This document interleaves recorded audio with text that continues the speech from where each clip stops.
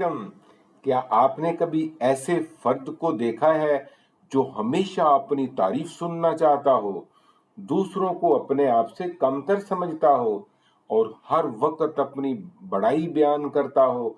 शायद आपके जहन में कोई दोस्त, कोलीग या रिश्तेदार आ रहा हो, लेकिन जरा रुकिए, अगर ये आदत कहीं ना कहीं आप में भी तो मौजूद हो तो अच्छी खबर ये है कि खुद पसंदी कोई ऐसी बीमारी नहीं जिसका इलाज ना हो, बल्कि कुरान, हदीस, नफ्सियात और रोजमर्रा आदत के जरिए हम सब अपने रवैयों को बेहतर बना सकते हैं।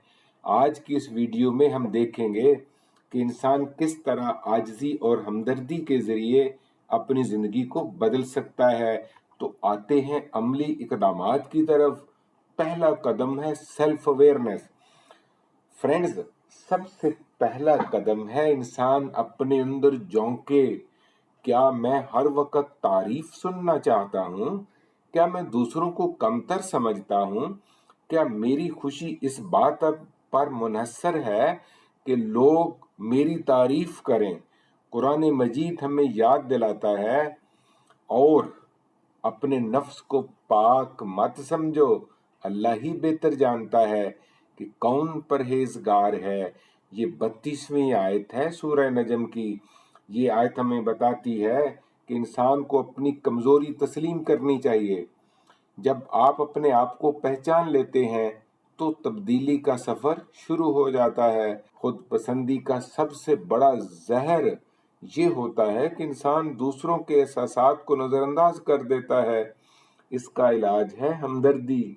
रोजाना किसी ऐसे फर्द की बात पूरी तवज्जो से सुने जिसकी बात आप तवज्जो से ना सुनते हों, और दरमियान में अपनी कहानी शुरू नहीं करनी। याद रखें, खुद से पूछें कि अगर ये सब मेरे साथ हो रहा होता तो मुझे कैसा लगता। याद रखें, अल्लाह के नबी ने फरमाया, तुम में से कोई मोमिन नहीं हो सकता जब तक वो अपने भाई के लिए वही पसंद ना करे जो अपने लिए पसंद करता है। तीसरा कदम है रूहानी तरबियत। इंसान के दिल का इलाज अल्लाह की याद में है। दिन में चंद मिनट जरूर तिलावत करें, अल्लाह का जिक्र करें। कामयाबी पर गुरूर करने की बजाय फौरन अल्हम्दुलिल्लाह कहें। अपनी नमाज को महज फर्ज न समझें बल्कि आजिज़ी की मशक समझें। जो अल्लाह के लिए आजिज़ी इख्तियार करता है, अल्लाह के नबी ने फरमाया कि अल्लाह उसे बुलंद कर देता है। चौथा कदम है नफ्स पर काबू पाना। यहाँ अमली आदात बहुत मदद करती हैं, यानी नफ्स पर काबू पाने में अमली आदात बहुत मदद करती हैं।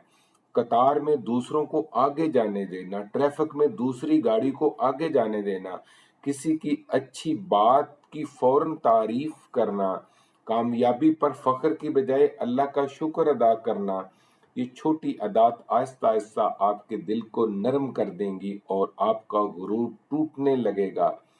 पांचवा कदम है ताल्लुकात और इस्लाह।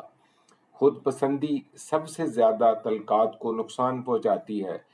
अगर कभी गलती हो जाए तो फौरन माफी मांगें। अपनी बात मनवाने की बजाय कभी कभी दूसरों को जीतने दें। हफ्ते में एक बार किसी मेंटोर के पास, उस्ताद के पास जरूर बैठे, उससे सीखें और अपने रवैये के बारे में उससे फीडबैक लें। छठा कदम है प्रोफेशनल मदद।